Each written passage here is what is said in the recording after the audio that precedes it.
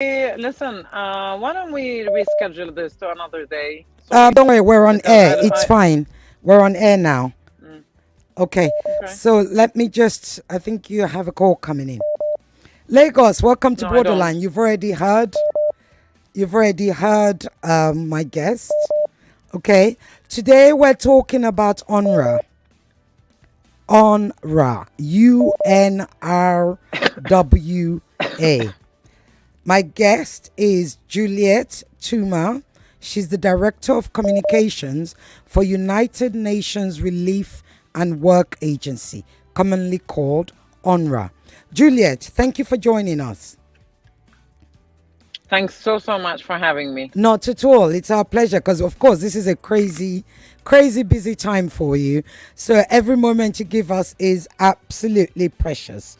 Now, I wanted to start our conversation off with a recording by Chris Guinness. It was an interview with Chris Guinness that I'm hoping you'll be able to hear it. So let me play it and I'll know if you can hear it. I think it is wholly disproportionate and I think it's punitive. It will punish, like many financial sanctions do, the poorest and the most disadvantaged. There are 1 million people tonight, women, children, the elderly, the wounded, the sick, babies, the dying. They're the ones who urgently need UNRWA's humanitarian assistance tonight. What has Rishi Sunak and his government done? They've cut aid to those people at a time when he says he wants regional stability. UNRWA in the past has been praised for, through its human development work, bringing stability around the region. This is a bit like suspending funding to the NHS because Lucy Letby killed some babies. Sure, if you heard that. Did you hear that, Juliette? Yes, I did. Excellent. So that was the voice. That was the voice of Chris Guinness, who was the former spokesperson for UNRWA, and it was in an interview with one of the UK channels. And prior to that, you know, he had talked about UNRWA and the important work that UNRWA does. Most people do not know what UNRWA does. So I'm going to hand over to you to just give us a brief about UNRWA and the history of UNRWA, and we'll take it from there.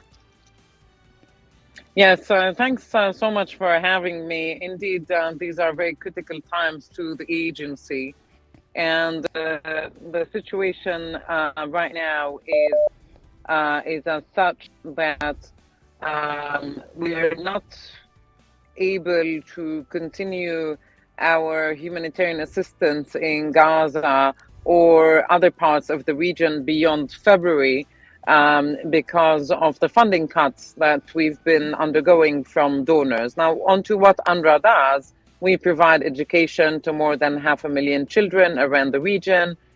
We give primary health care to 2 million people. We give cash assistance to poor families.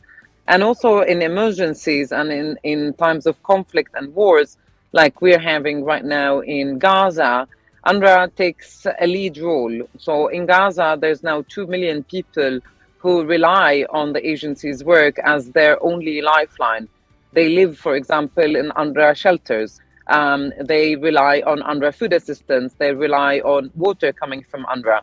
The fuel that comes into Gaza for humanitarian purposes is bought and distributed to medical facilities, hospitals, and UN shelters by UNRWA. So it is a lifeline that is sadly going to be cut if funding does not resume.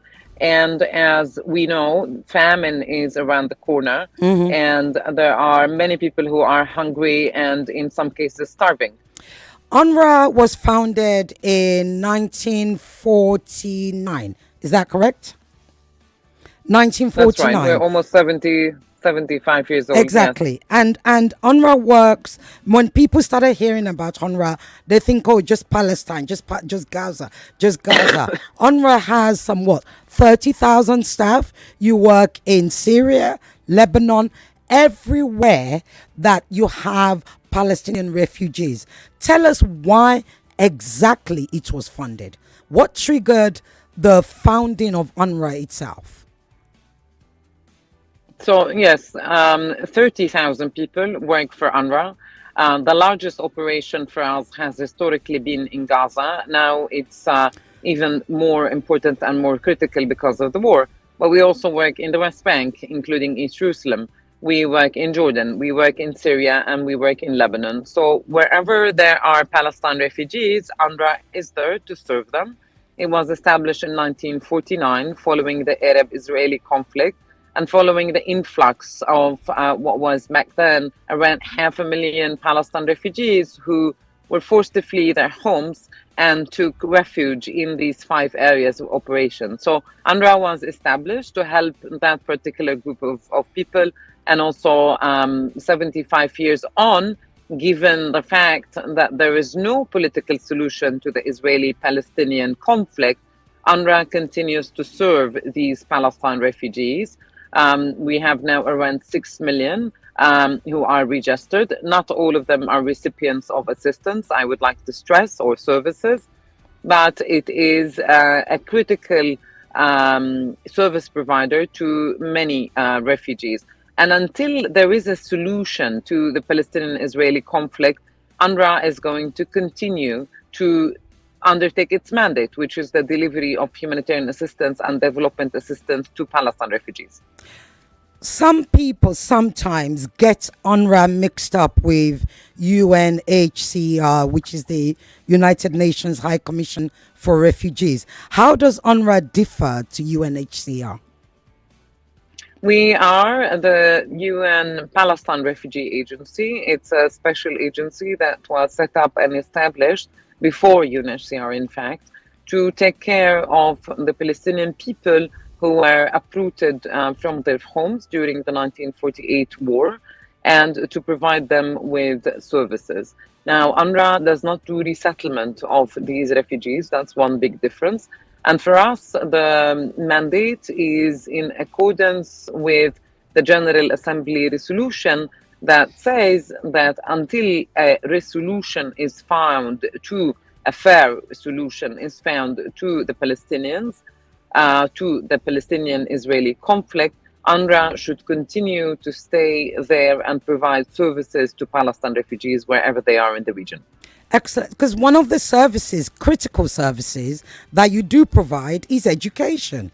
Several people, doctors, they've talked about attending UNRWA schools. Tell us about the UNRWA schools and the importance of that, especially when one looks at the literacy rate in Gaza is some 93%. Which is really, I know, I can see you smiling, very impressive. Tell us about UNRWA schools and the quality of education, but most importantly, the importance of that school to, a group of people that are basically subjugated and under colonialism. UNRWA is the only UN agency in the world that runs schools. There's no other UN agency in the world that has a fully fledged school system. So we have more than 700 schools around the region. The vast majority of those schools are in Gaza because the largest program that we have is Gaza. And the largest the largest program that the agency runs around the region is in fact education. So for example, the highest number of our staff are teachers and educators, and it has been known over the history since its establishment. This program and these schools have been known for the excellence and for the high quality of education that our teachers, the UNRWA teachers, provided to millions of children who went through our schools. And indeed, you have very many success stories around the world, not just in the region. You have doctors, you have engineers, you have someone working for NASA, for example, who went through an UNRWA school. Yes, yeah. So the education has been our pride and joy over the past many years, and it has been noted that the quality of the education in UNRWA schools is known and has been vouched for by a number of international organizations, including other UN entities, but also the British Council and the World Bank. In December 2003, the International Labour Organization and the Palestinian Statistics Bureau determined that at least 66% of employment was lost in Gaza since the recent war broke out. And of course, many of your colleagues have been killed. So let's come back to today. We'll bring it to today. Yeah. Many refugees have taken, when I say refugees, I mean, they're like refugees 2 or 3 times over now. Really, let's be honest. Since this war began, they've taken solace and refuge in UNRWA schools, etc., etc. And then all of a sudden, South Africa takes Israel to court.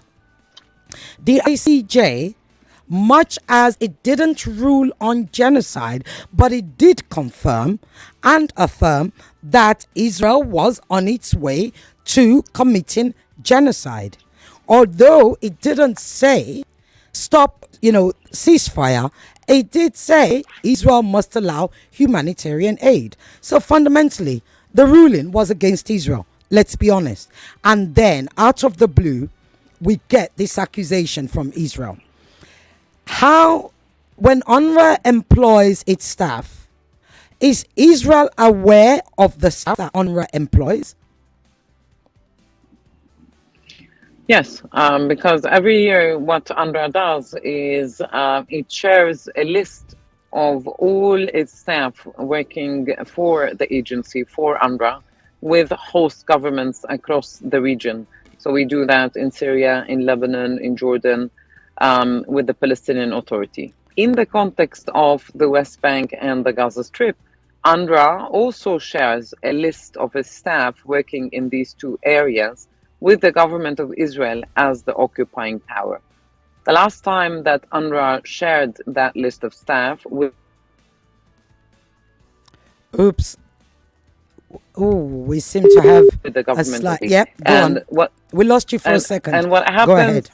And what happens is that we have never received from the state of Israel, we have never received a response, let alone an objection to the content of those lists. Hello, can you hear me? I thought it had frozen. Yes, I can. So what the last thing you said is Israel has never actually opposed. So you basically send them for what we call clearance. You send the list to them for Israel to clear it as you would to any host countries, correct? Yeah, but we never received a response from the government of Israel on the content of those lists. Right. So at what point or when exactly did Israel inform UNRWA of these allegations against, I believe, 12 UNRWA members of being involved with 710? Yes, that was on the 18th of January during a meeting where we were notified verbally with these what we consider in the agency as very, very serious allegations. Immediately, those members of staff have been sacked from, or at least suspended, or are they sacked? Yes, that's right. 2 of the 12 are dead, and the other 10 staff members were notified in writing that their contracts have been terminated with the agency. May I ask why? Because I'm at work now. If an allegation is made against me, at the very serious, I would be suspended till further investigation. Why did UNRWA feel it important to terminate the contract of the 10 staff immediately? So the Commissioner General of the agency, the Commissioner General of UNRWA, has the right to terminate the contracts of staff if it's done in the best interest of the agency. And he did that due to the huge risk that such serious allegations have on the risk, on the reputational risk to the agency, and also the risk to what has become the largest humanitarian operation that the agency is running right now, one of the largest in the world. So not to risk that. One of the biggest funders is, of course, I think the number one funder is United States. Then you have Germany. Then you have the EU. You have Sweden, etc., etc. Norway, who actually does fund UNRWA actively, seems to be the only one that's actually standing up for UNRWA, if one would say common sense, saying, look, let's calm down. We can't withdraw this. What does UNRWA have to say for the countries that are withdrawing their funding to UNRWA?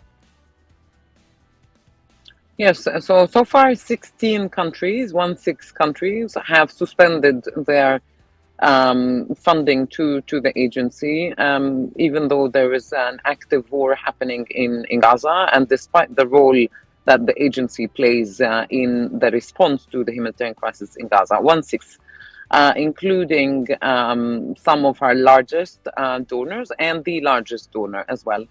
And what we say to these countries is, please reconsider this decision because of everything that's happening in Gaza and because of the repercussions that this pause in funding is going to have not only on people in Gaza, but also on people around the region. Because if we do not get the funding by the end of February, in the beginning of March, the agency is likely to close down, as one example, all its schools for 250,000 kids, not in Gaza, but in Jordan, in Lebanon, in Syria, in the West Bank. So 250,000 kids are going to be on the streets in a place, in a region that's already in a lot of turmoil and that already has quite a lot of instability. So that's just one example.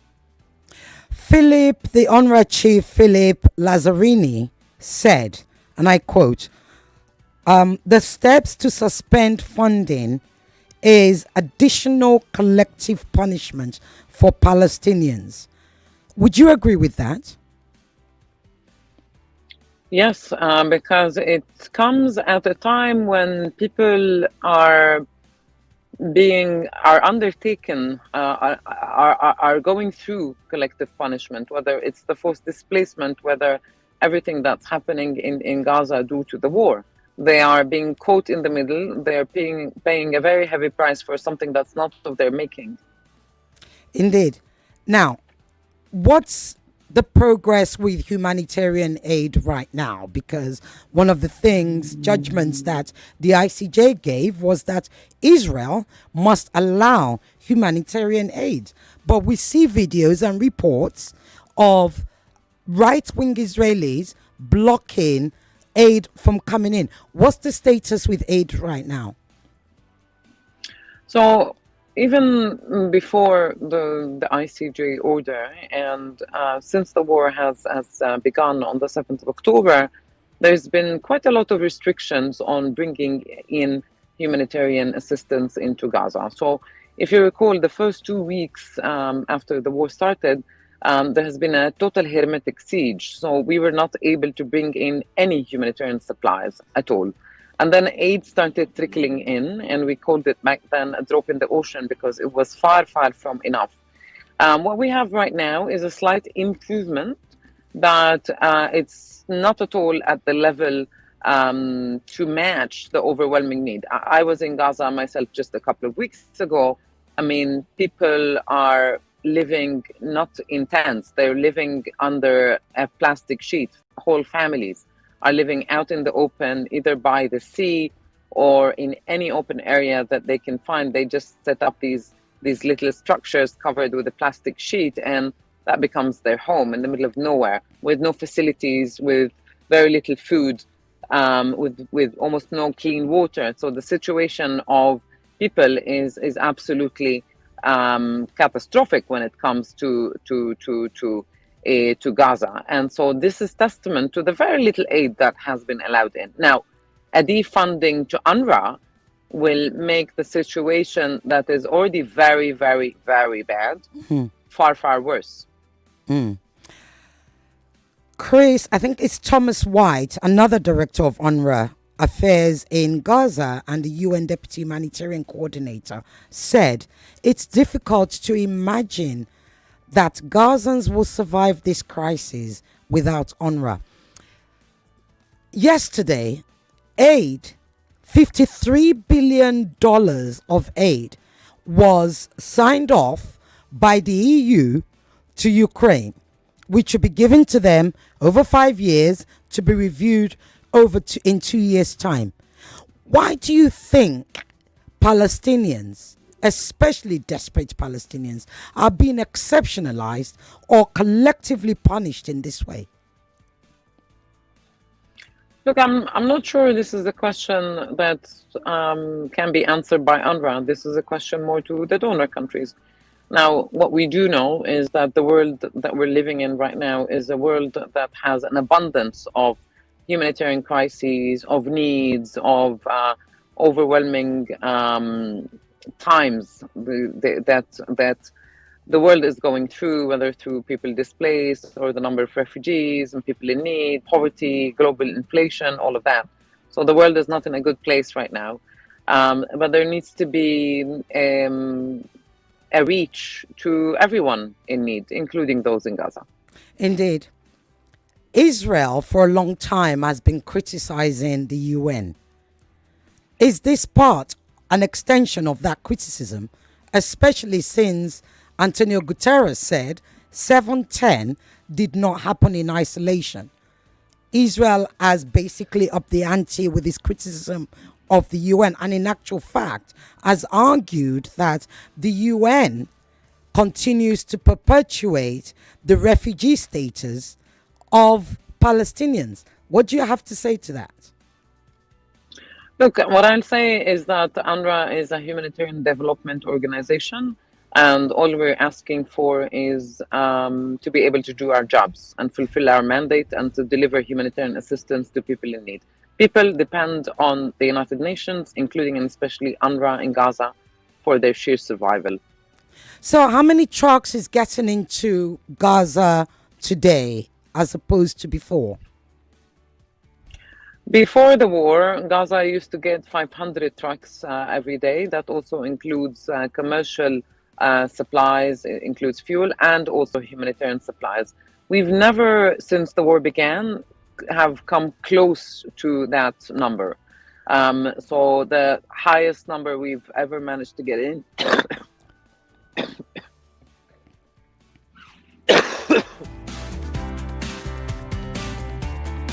Yeah, go ahead. from a flu, so Oh, I'm sorry. yeah. Okay. So we've never managed to get to that level, to that 500. So roughly So how much many? more Yeah. needs to come in.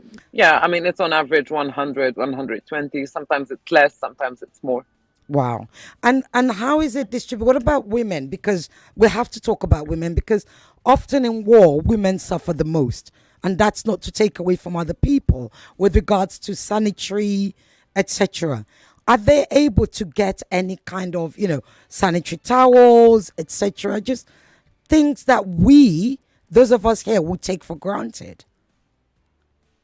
Yeah, so that's certainly been an issue. Women's hygiene, women's privacy has certainly been an issue. So there is a lack of, you're absolutely right, in sanitary napkins and towels, tampons, and also in the availability of toilets, of clean water for women. Sorry.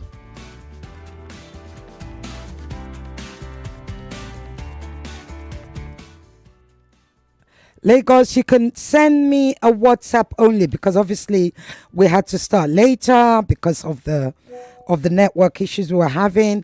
Send any of your questions via WhatsApp on 0809 597 5805.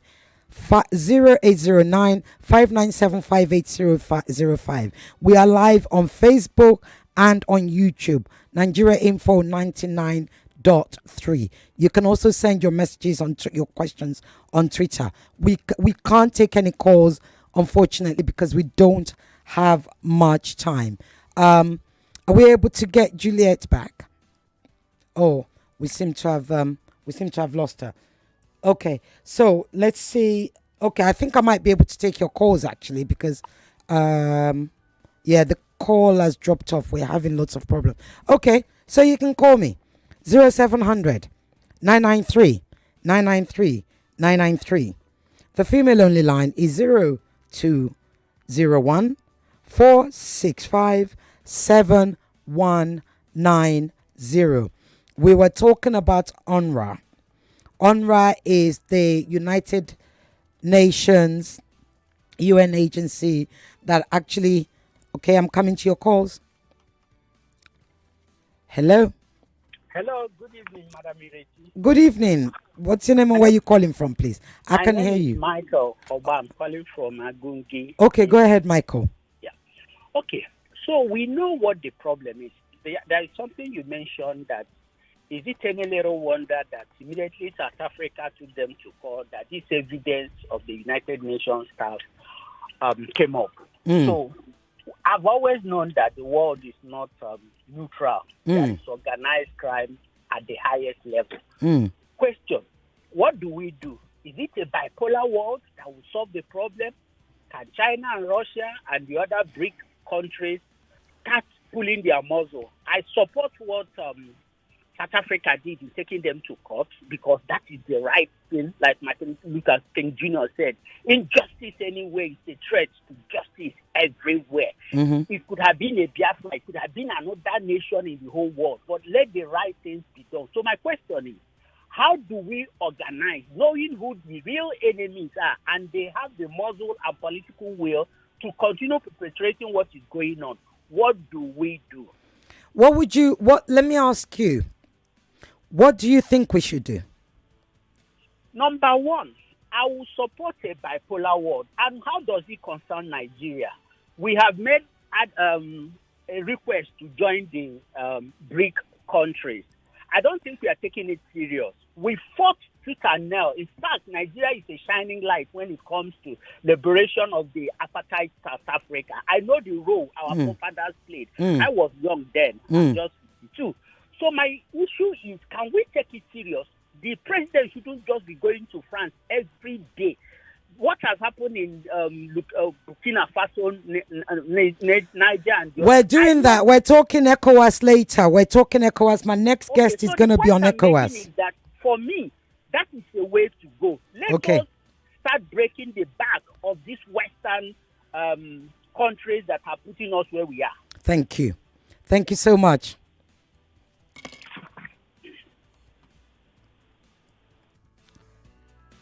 Hello. Good afternoon. Good afternoon. What's your name and where you calling from, please? You have Emmanuel on the line. Go ahead, Emmanuel. The last caller, took some of the words, I wanted to say. I think we should have led the fight, talking about what South Africa did. And at this point, I'm beginning to look at perhaps some country withdrawing from the UN.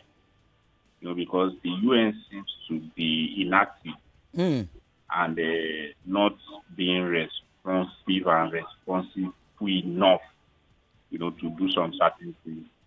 We can't ask a UN that is huge to some countries, and then when some other countries are being oppressed, the UN seems not to be able to do anything about it. And at the end of the day, all of them at the point, we gather at the General Assembly, giving speeches, that have little or nothing, to do about existence of unfairness and humanity. That is the general living of humanity, so to say. So what you're saying is that, you're actually questioning the strength of the UN and the worth of staying in the UN, which a lot of people have questioned. Yes. Yeah. So at this point, I'm looking towards the BRICS. Not in the terms of maybe because I'm angry or because I want somebody greater than the other. But because I want quality justice. Of which this so-called country thinks they are more powerful than the other, begin to come to the reality that we are all humans, and equity, fairness, and justice should be on the field. Thank you. Thank you very much. Thank you for that. Hello. Good evening, Mrs. Yogi. Good evening. What's your name and where you calling from, please? Mrs. Oboli calling from Ikorodu. Go ahead, Mrs. Oboli.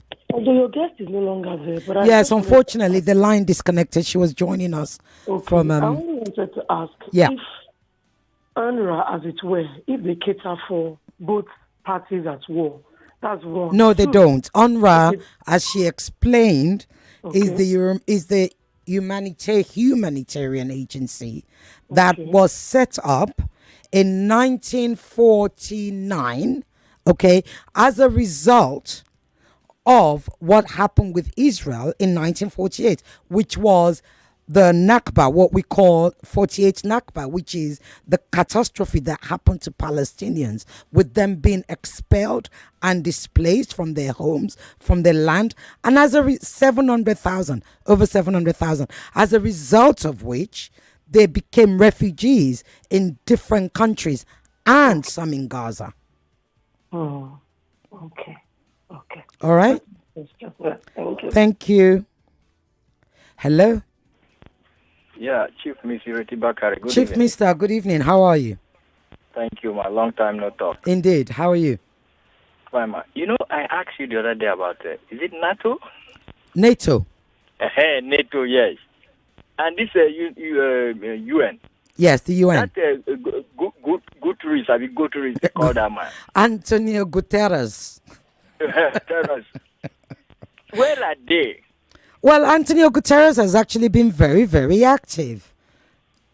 Okay. In fact, when this began, Israel, I think the Israeli ambassador to the UN, demanded that he resign. But of course, needless to say, he was ignored. But yes, Antonio Guterres has been very, very active. I watched him the way he speak the other day. But my pain now, how come America had to veto whatever decision they decide to take in that UN? Well, you know, Big Brother America, as they call them, you have the UN Security Council, America, Russia. There's like 4, 5 countries that have veto power. Veto power means they can overturn, right? America used its veto power several times to stop the ceasefire. Rightly or wrongly. Pardon? When things are going wrong, because of their veto power, they overturn it, right? They look the other way. Well, put it this way. America's policy on Israel is actually with experts. They no longer call it a foreign policy. It's a domestic policy. America's policy on Israel is a domestic policy, almost like Israel is a state in America. You see, at times I don't like their way. Like this money they donated to some African country, including Nigeria. I'm not comfortable with it. Good question. I'm telling you. Thank you. Thank you very much. Good points. Thank you. Thank you. Oops. Sorry, you can call back. That went on a little. So, hello? Hello? Hello? Yes, good afternoon. Good afternoon, I can hear you. I can hear you my too. name is Wale. I'm calling from Magodo. Go ahead, Wale. Okay, you mentioned something that the Palestine were displaced in 1948. Yes. That's not true. That is true. There was a war between the Arabs and that is true. Kindly do not argue with me. I will disconnect. No, but that is true. It is true. No, I'm not arguing with you. No, I will not let you. I will not let you feed a falsehood, an historical falsehood. It is true. You are the one saying false. Hello? Okay. So let's be clear. Right? If it's a historical falsehood, I won't. That's just a fact. Hello? Hello? Hello? Good evening. What's your name and where you calling from, please? My name is Mr. James. Mr. James, go ahead. Yes, I'm calling from Ikeja. Go ahead, sir. First, I want to find out, are we discussing of UNRWA or we're discussing Israel and Palestine conflict? Okay, so you are missing it together. No. Hello. Can you listen to me? UNRWA is part of the Israel-Palestine conflict. UNRWA. No. UNRWA. Hold on. Let me land. Hello? I'm listening. I want you to land. You see, UNRWA is an organization. Israel and Palestine is a conflict country. When you are discussing about organization, they are not the same. No, I'm afraid you're wrong. I'm going to have to You are wrong. Okay, people calm down. Let me get this. I can't discuss with you if you come from a premise of falsehood. UNRWA, as my guest just explained, UNRWA is the UN humanitarian agency that works with Palestinians who have been displaced in different countries, Jordan, Syria, Lebanon, across. So UNRWA is also very important within the context of this war. If you heard what the ICJ said last week, for example, they said that Israel must allow humanitarian aid into Gaza. Well, guess who do you think is doing that? UNRWA. Why do they need to tell Israel to allow humanitarian aid? Because of this war. So kindly, if you're going to call and you want to have a discussion, we only have a few minutes left. As we say, this is borderlines. This is not done for conversations. This is borderlines. Please come correct. And to the person that said they were not displaced in 1948, that is a falsehood. Over 700,000 Palestinians were displaced in 1948. Israel was created in 1948. Palestine was partitioned in 1947. Can we please? We've done a lot of shows on history on this show. A lot. So history is not about your opinion. It is about history. Ooh. Hello. Hello. Good afternoon. Good afternoon. What's your name and where you calling from, please? My name is Joe. Okay, go ahead, Joe. So, Joe, where were you calling from? Sorry, I didn't hear you. I'm on the road. Okay, go ahead. So, why is there any other thing that could be discussed on this your program? Good question. Israel and Palestinian problems. Good question. We're discussing ECOWAS. And Nigeria is part of ECOWAS. No, you just asked me. You just asked me a question, and I am answering it in 15 minutes. I always have two guests on this show. ECOWAS is our subject, which is to do with Nigeria, which is to do with West Africa, which incidentally also has a lot to do with the fact that our president is the president of ECOWAS at the moment. So please, my guest is downstairs. At 5 o'clock, we will start that part of the show. All right? Okay. Thank you. Hello? Hello? Yeah, hi. Good day, TC Oge. Good afternoon. What's your name and where you calling from, please? My name is Sunday. Finally got you today. Yeah, I'm so sorry. Thank you for getting through. The question you are not asking your guest is that how come if you people want to stop the war, the Hamas, where are the Hamas? I tell they say they are the one in Gaza Street. Why are they not coming out to defend the people now that Israel is bombarding them? Well, my guest doesn't work for Hamas, unfortunately. My guest works for the UN. Yes, somebody come to Nigeria, kill Nigerians, carry some Nigerians, and you expect Nigerians to fold hand and watch them. No, not at all. Do you want to ask me a question? Israeli hostages. Okay, would you like me to answer your question? Oh, yeah, answer. Okay. What you said is tell Hamas to release those hostages, correct? That is first and foremost, because that is a slap on the nation that has army. Right, okay. So, 27,000 plus Palestinians have been killed. I said killed. Okay? 65,000 plus have been injured. Countless numbers are under the rubble. It is estimated that some 100,000 plus Palestinians are either dead, missing, okay, or injured. Now, that's in Gaza. Bear with me. Hamas was the authority in Gaza, democratically elected, correct? Now, Israel said they've gone to war with Hamas, correct? Now, let's flip over to the West Bank. Hamas is not in charge in the West Bank. However, since 7/10, over 400 Palestinians who live in the West Bank have been killed. Several thousand have been kidnapped. When I say kidnapped, they've been arrested and kidnapped by Israel under what Israel calls an administrative detention. What's an administrative detention? It means you never get charged. It means you never go to court. It means your people don't know where you are. Okay? So I would like you to have that. Now, permit me to finish. There's 135 or so Palestinian hostages remaining. In November, I think it was, there was a quiet, right? There was a ceasefire.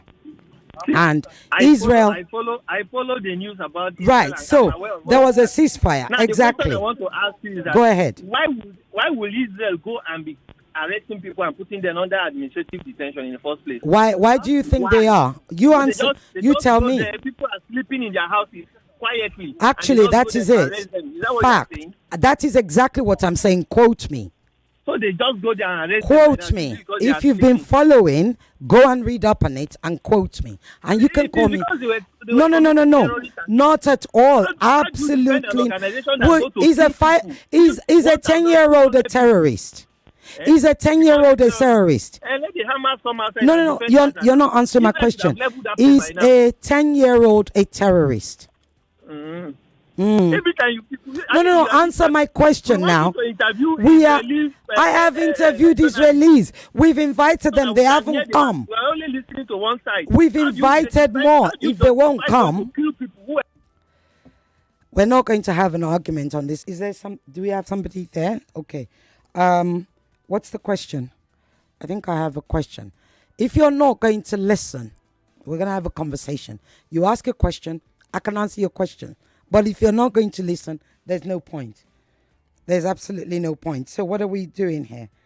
Are we playing voice notes? Okay, we're going to play the voice note, what I started the show with, and then we're going to be closing. I'll read one message from WhatsApp, and then we'll close. I think it is wholly disproportionate, and I think it's punitive. It will punish, like many financial sanctions do, the poorest and the most disadvantaged. There are 1 million people tonight, women, children, the elderly, the wounded, the sick, babies, the dying.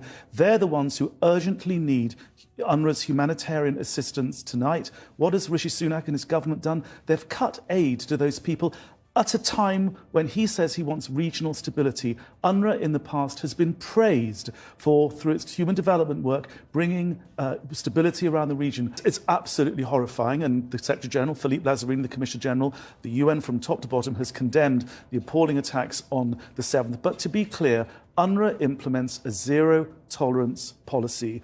If you look at the Commissioner General's statement, he said he's got rid of these people in the to protect the interests of the agency before there's even prima facie evidence of wrongdoing. That's how seriously this zero-tolerance policy is implemented. It's a very serious allegation. UNRWA is doing an investigation. It will be clear, it will be transparent, it will be independent. This is a bit like suspending funding to the NHS because Lucy Letby killed some babies. Okay, you heard that. That was Chris Guinness speaking on one of the British TV stations. He was the former spokesperson for UNRWA. Have we got any more time for the show? I believe we haven't. No, we haven't got any more time for the show. It's a shame because my guest, the line had to cut off, and you could see she was coughing, etc., etc. I'm not going to be able to answer any more of your calls, much as I would love to. Now, my next guest, we're going to be talking ECOWAS. What is going on at ECOWAS? 3 countries have left ECOWAS. What remains of ECOWAS? Is it now a skeleton? Is it still fit for purpose? What's the whole point of ECOWAS? Join me with my special guest after this break.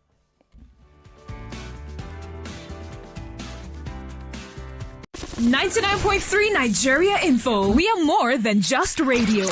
Subscribe to our YouTube channel at Nigeria Info FM. Check us out on Facebook at Nigeria Info 99.3. Follow us on Twitter at Nigeria Info FM and on Instagram at Nigeria Info FM Lagos for live updates as it happens. 99.